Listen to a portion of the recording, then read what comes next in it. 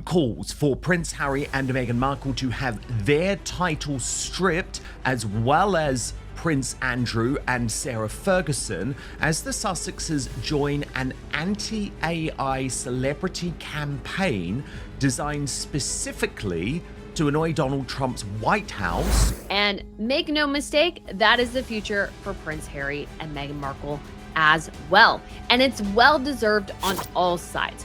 Both the Yorks and the Sussexes have done a lot of damage to the monarchy. Is that William is prepared to be ruthless, right? And he will be ruthless when he's king. So Charles, at this point, could play a bit of a strategic game here. And Meghan Markle weaponized royal titles for fame and profit. Now, Prince William is weaponizing the law to crush her ambitions and erase her children's royal status forever.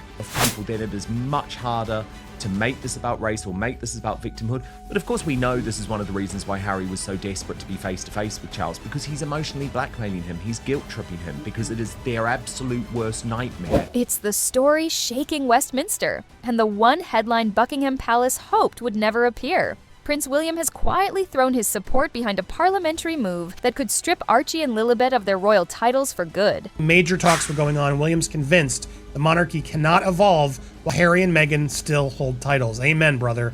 Amen. Strip them of those titles. Look, Prince Harry will always be a prince. For months, the chatter in London was only rumor. Whispers of reform, talk of accountability, a few anonymous briefings to friendly columnists. But now, it's real. Draft papers, active discussion in both houses, and a prime minister under pressure to act. Think that you can raise your children in Montecito to be little Americans who don't even return to the United Kingdom because you think we're such an unsafe hellhole. It's delusional. Of course they shouldn't have titles. And easily remove a title is that this must be done not in reaction, not to, let's say, punish in the negative sense. Because when I say discipline, yes, punishment is part of discipline, but that's how you sort of, raise better children, is that you punish them for doing something wrong so they learn, so they make better decisions in the future. Same thing applies here.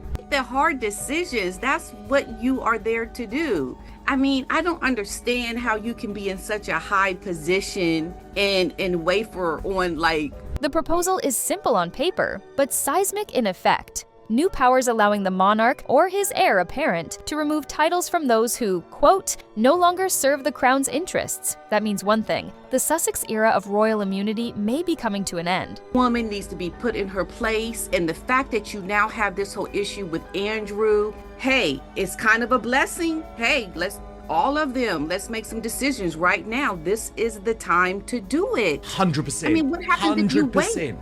I'm here in London and I'm very tapped into what's going on at the moment, and the drumbeat coming from Westminster and even coming from Buckingham Palace, P-Dina, is that it's just going to be impossible. William, to really make these kinds of decisions more streamlined to what the king would want, because he is not in a position, I believe, to even deal with this. I think it compromises his health even more. Inside the palace, the divide between King Charles and Prince William has never been wider. So why now? And why William? Insiders say the heir to the throne has reached his limit. For years, he watched as his brother and sister-in-law transformed duty into drama, documentaries, memoirs, and endless interviews that left the monarchy playing defense. At first, the palace's plan was patience. Don't feed the fire, let them tire themselves out. But patience has a shelf life, and William, the future king, has decided that silence has cost enough. He believes the monarchy cannot modernize, while scandal shadows every headline. And every time the Sussexes re-enter the news cycle, that shadow stretches longer. So, he's backing what many are calling the Royal Accountability Clause. One clean instrument of law, no shouting, no revenge, just the quiet removal of privilege from those who no longer uphold it. The monarchy, and having such indecisive decisions and not really being in a position physically to make the hard decision priority, when that is what your job is to do as the king, the country, the monarchy, the crown is going to be destabilized. They're not really concrete choices that are, very... For Charles to not take further action against Andrew. And so do it all now. Do it all now. And look, partly because Harry and Meghan are going to keep on embarrassing you, and they're going to keep on embarrassing the country. And P-Dina, I've got to come to this artificial intelligence thing, right? Because they know what they're doing. And P-Dina, I've got to come to this artificial intelligence thing, right? Because they know what they're doing. They know what they're doing. The background to this is that it's something that Trump... Behind closed doors, the royal household is split. King Charles, ever the conciliator, still hopes for peace before his reign is defined by conflict. He's said to believe reconciliation with Harry is the last duty of a father. But his inner circle admits that approach has only deepened the crisis. Because every olive branch offered has become another headline, every attempt at peace has been packaged as proof of weakness. And William sees it differently. He's not driven by sentiment, he's driven by survival. In his mind, the monarchy is a public trust, and that trust is wearing thin. Sources close to him say he's long admired other European monarchies, Denmark, Sweden, families that cut away the excess to stay relevant. When Queen Margrethe II stripped her own grandchildren of titles in 2022, critics called it harsh. William called it leadership. He's ready to follow that example, even if it means standing against his father's softer instincts. What we're witnessing isn't just a family dispute, it's a clash of philosophies. Charles believes the crown survives through forgiveness. William believes it survives through discipline. One wants harmony, the other demands order, and history tends to side with order. While the king spends his days trying to keep the peace, the heir is quietly building a monarchy that can outlive outrage. He's learned from the chaos of the past decade,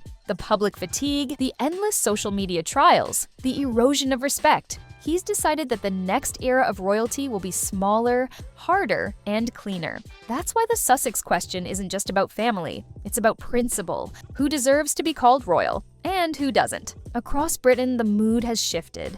For years, the public was divided. Sympathy for Meghan, frustration at the press, pity for the brothers' feud. But the tide has changed. Now, people see a monarchy trying to steady itself while two of its members keep rocking the boat from afar. Poll after poll shows it. Majorities believe non-working royals should lose formal titles, and that gives William cover. Because when reform becomes popular, even Parliament listens. The Commons wants to look decisive, the Lords want to appear principled, and in that rare alignment of optics and opportunity, reform becomes reality. William isn't leading a coup, he's leading cleanup, and he knows timing is everything. With Charles distracted by health concerns and the press fixated on scandal, a quiet constitutional adjustment can pass with little resistance. When it's done, Britain wakes up to a leaner monarchy, and the Sussex titles vanish with a single signature. While Buckingham Palace keeps its lips sealed, Westminster hums like a wasp's nest. In corridors lined with portraits of prime ministers past, aides lean over coffee cups trading whispers about reform, modernization, and that carefully chosen phrase, constitutional housekeeping. It sounds dull. It isn't, because beneath the paperwork lies a loaded idea, giving the monarchy back its ability to act. Civil service lawyers have quietly revived an old draft called the Removal of Titles Bill. Barely a dozen clauses, yet it alters the entire balance between crown and kin.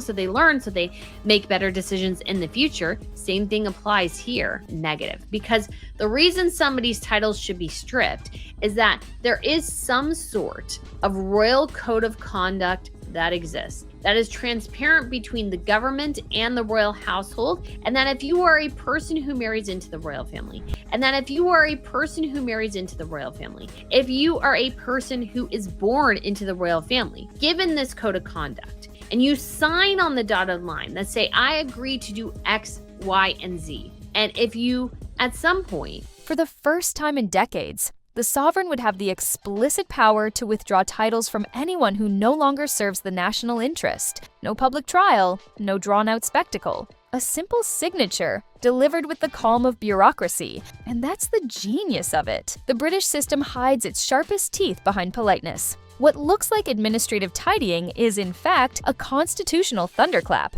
Insiders say the heirs team is watching every amendment as it moves through committee. William doesn't lobby. He doesn't need to. The momentum is doing his work for him. Backbench MPs see a free headline in demanding accountability. Ministers see a chance to look decisive without touching taxes or immigration. For once, politics and monarchy want the same thing. And when that happens, something always gives. It all rests on two ancient words. Letters patent. To outsiders, they sound quaint, almost medieval. But inside the palace, they're the constitutional equivalent of a loaded weapon. A letter patent is royal law written in plain sight, sealed with wax, proclaimed by the king's hand and under the Great Seal. It can create a prince, or unmake one. George V used it in 1917 to distance the family from its German cousins when the trenches ran red. Margrethe II used it in 2022 to slim her Danish court. Every monarch who survives a century learns the same lesson: fewer titles, fewer problems. Under the current proposal, Parliament merely clears the path. Once the Enabling Act passes, the monarch can redefine who is styled Royal Highness. Non-working royals, those who've stepped away from official duty, simply fall off the list. No courtroom, no confrontation, just a line quietly deleted in the Royal Register. The next morning, stationery firms update the letterhead. The website changes, the world moves on. If that's the route you decide to pursue, and you bring the entire institution into disrepute, there will be a punishment for that, one that you are aware of because it is written down and you have signed on the dotted line. Punishment because there's not enough evidence in a court of law. We should not be stripping Andrew of his title. Her word against his. She is now dead. So is Jeffrey Epstein. Unless there is some videotape proof, whatever.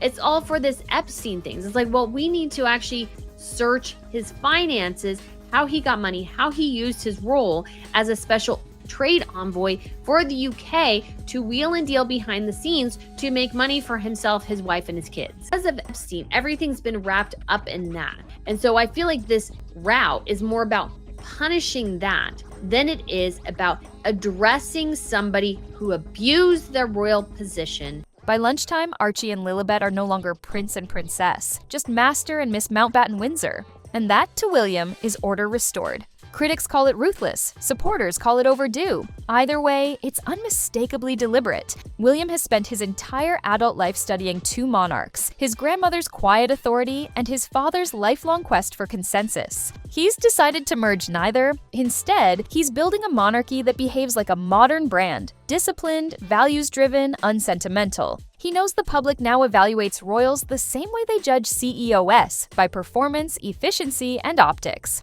And right now, the Sussexes' optics are a mess. Every new project, another interview, another streaming deal, another tell-all keeps their faces in the news and the monarchy in the mud. For William, that's not freedom of speech. It's reputational sabotage. So he's playing the long game. He doesn't lecture, doesn't retaliate on camera. He simply waits for the machinery to align, then acts once.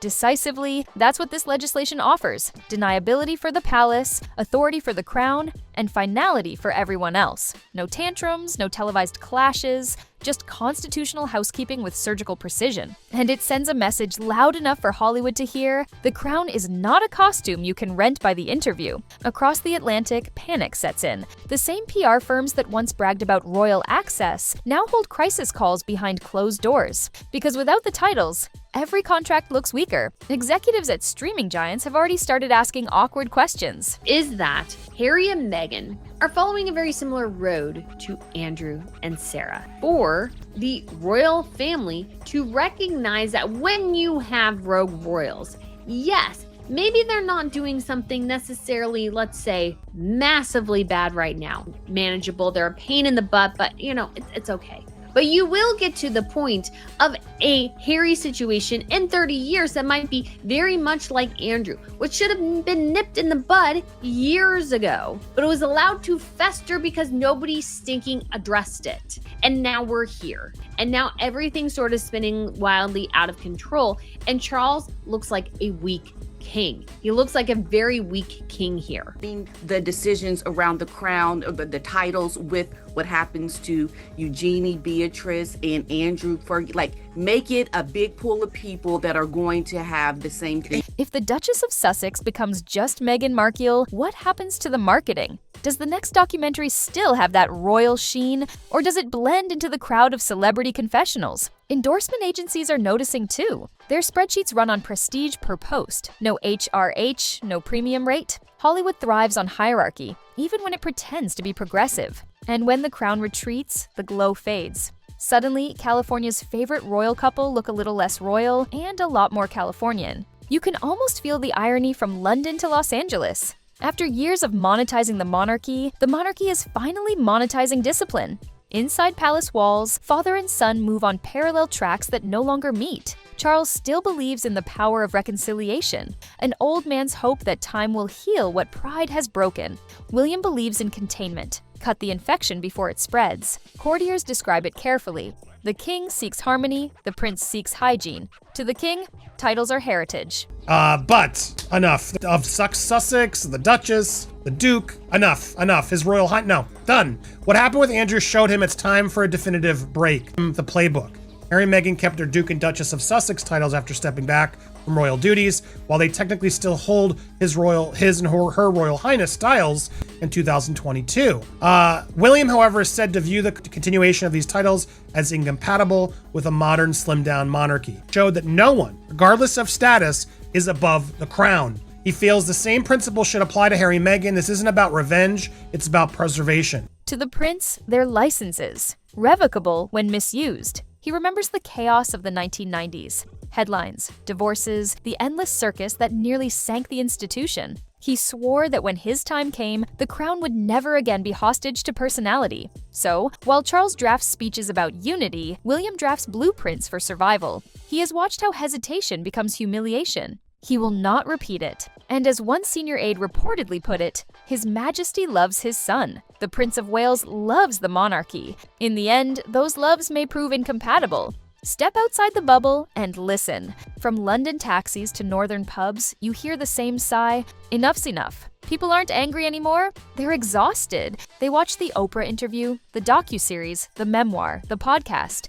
They've seen the tears, the accusations, the California sunsets. Now they just want their monarchy back. Opinion polls show overwhelming support for reform. Even younger Britons, once charmed by Meghan's Hollywood story, are drifting toward pragmatism. Work for the crown or drop the crown. One caller told a radio host this week. That sentiment echoes across the nation. In that atmosphere, William doesn't need to raise his voice. Public patience is his loudest ally. Editorial pages that once tiptoed around the Sussex saga now speak bluntly. If you want independence, one headline reads, take it fully. Another asks, why keep titles you claim to resent? When the British press starts talking like Parliament, change is inevitable. And so the countdown begins. The parliamentary calendar is short, the monarchy's memory is long. Officials want the measure passed before the next royal review. No loose ends, no fresh scandals. If the bill clears committee by spring, the letters patent could be signed before the summer season, quietly, without ceremony, perhaps announced in the small print of the court circular. Showed that no one, regardless of status, is above the crown. He feels the same principle should apply to Harry and Meghan. This isn't about revenge, it's about preservation. While the Duke of York was stripped of his royal titles and the military patronage in 2022 amid the allegations of Andrew, which he denied before settling out of court, the king's decision to remove Andrew's remaining honors to confirm the king acted to avoid further damage. For William, the action against Andrew has reportedly strengthened his resolve to apply similar measures to the Sussexes. Firm action wins public respect. William wants to demonstrate he's willing to make tough decisions, even when they hit close to home, like, taking his brother and his title away. By the time the Trooping the Color rolls round, the adjustment will be complete. For Meghan and Harry, that means the window is closing. Another interview, another appeal to public sympathy won't change the arithmetic. This isn't a media debate anymore. It's a legal mechanism grinding forward.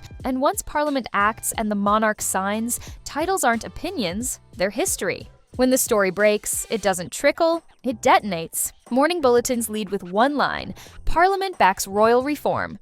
Within hours, phones in Montecito are lighting up. American networks scramble for experts to explain letters patent. British tabloids run rolling tickers counting down to the announcement. And through it all, Kensington Palace remains silent, which, in royal language, says everything.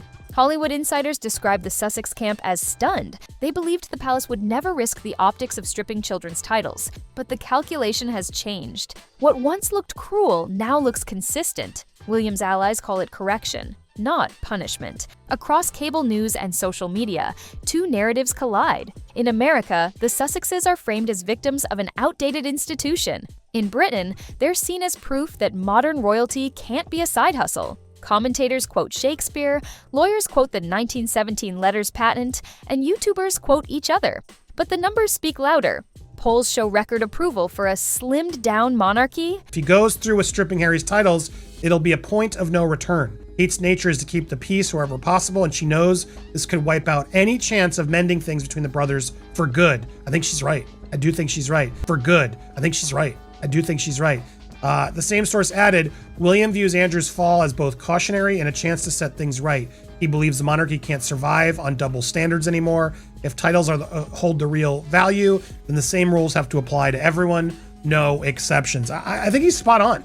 Even moderate columnists, long sympathetic to Meghan's story, admit the obvious. The titles became tools of commerce, not service. Every interview sold, every logo licensed, blurred the line between duty and brand. The British public noticed. And when the public notices, Parliament acts. Meanwhile, in the hills above Santa Barbara, reality hits. For years, the Sussex name opened doors. Studio deals, luxury collaborations, charity partnerships. Without it, meetings sound different. One Hollywood agent calls it like losing a blue tick verification in real life. Brand consultants whisper that repackaging Meghan as simply Meghan Markle means starting again. Streaming executives wonder aloud whether the couple's documentaries still qualify as royal content once the titles vanish. The phones still ring, but the tone has changed. More curiosity than deference. And that, for a pair who built a global identity on royal proximity, is devastating. Back in London, the heir keeps his schedule steady. School visits, environmental forums, charity patronages. No comment, no celebration, because for William, this was never about victory. It was about vacuuming chaos out of the crown. Advisors say he views reputation like architecture. Rebuild slowly, reinforce quietly, let the noise fade by itself. Each measured silence strengthens the image of a future monarch who leads by structure, not sentiment. He's already sketching the monarchy of the 2030s. Leaner staff, digital transparency, clear rules about who carries the royal brand and who doesn't. Today's controversy is tomorrow's foundation. And where does that leave King Charles? Between duty and heartbreak. Friends describe a man torn, proud of his son's discipline, pained by its cost. He remembers his mother's reign built on stoicism and fears being remembered for division. But history rarely asks how a reform felt, only whether it worked. If the monarchy emerges steadier, his hesitations will be forgiven. If not, they'll define him. In private, courtiers say father and son now speak less about reconciliation and more about transition. The crown is shifting from a generation of feeling to a generation of function. Beyond Britain, the reaction is mixed. Commonwealth realms applaud the firm stance, seeing a monarchy finally acting like a modern institution. American talk shows predictably call it a royal cancellation. Diplomats quietly prefer William's approach. It signals continuity. No vendetta, no volatility, just governance. In a world of populist chaos, that kind of order has currency. But behind the grandeur, there's still a family. Two brothers, once inseparable, now communicate through statements and lawyers. Two children who will grow up reading about the day Parliament erased their titles. And a father watching from the middle, wishing both sides would stop fighting shadows. The monarchy endures by ritual, families endure by forgiveness. Only one of those instincts is winning tonight. As the dust settles, Britain stands at a familiar crossroads: tradition versus adaptation. William's move may look harsh today, but historians will see its logic. Royal privilege without royal service corrodes public faith. Discipline, however painful, restores it. For Meghan and Harry, the path forward is uncertain. Without titles, they may find the freedom they claim to want and discover how expensive freedom really is. For the crown, the path is clear: tighten, clarify,